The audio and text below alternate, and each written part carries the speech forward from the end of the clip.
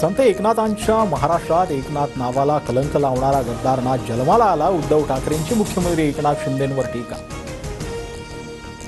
आमचं सरकार आल्यावर पहिल्याच कॅबिनेटमध्ये जुनी पेन्शन योजना लागू करून नाना पटोलेंचं आश्वासन. हिमाचलमध्ये जुनी पेन्शन योजना लागू केल्याचाही दाखला.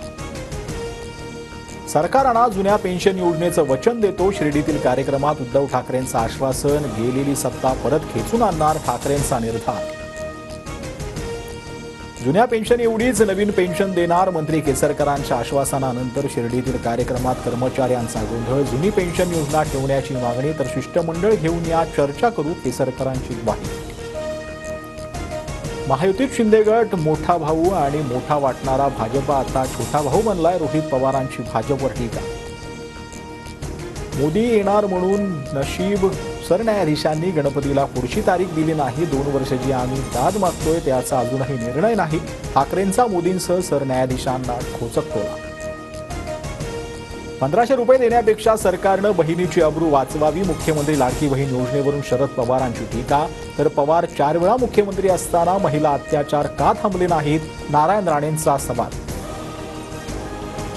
लाडकी बहीण योजना आणली पण लाडका भाऊ कोणाला म्हणायचं हेच बहिणींना समजत नाहीये. आता सगळे भाऊ बोलतात मीच तुझा भाऊ. योजनेच्या श्रेयवादावरून उद्धव ठाकरेंचा महायुतीवर निशाण. नांदेडमध्ये भाजपच्या साडी वाटप कार्यक्रमात गोंधळ. शिस्त मोडून महिलांनी साड्या हिसकावल्या. आयोजकांवर कार्यक्रम बंद करण्याची वेळ. धनगर समाजाच्या शिष्टमंडळाची मुख्यमंत्र्यांसोबत बैठक संपन्न. कायद्याच्या चौकटीत बसून आरक्षण देण्याचं मुख्यमंत्र्यांचं आश्वासन. नवीन समिती स्थापन करण्याच्या सूचना. 14व्या दिवशी मराठा आंदोलक राजेश्री उमरेंचं उपोषण स्थगित. 2 आठवड्यात मागण्या मान्य करण्याचं सरकारचं आश्वासन. हैदराबाद गॅजेट लागू करून कुणबी प्रमाणपत्र देण्याची उमरेंची मागणी. लालबागच्या राजाच्या चरण स्पर्शाची रांग उद्या सकाळी 6 वाजता बंद होणार. उद्या रात्री 12 वाजता मुखदर्शनाची रांग बंद होणार. विसर्जनाच्या तयारीसाठी मंडळाचा निर्णय.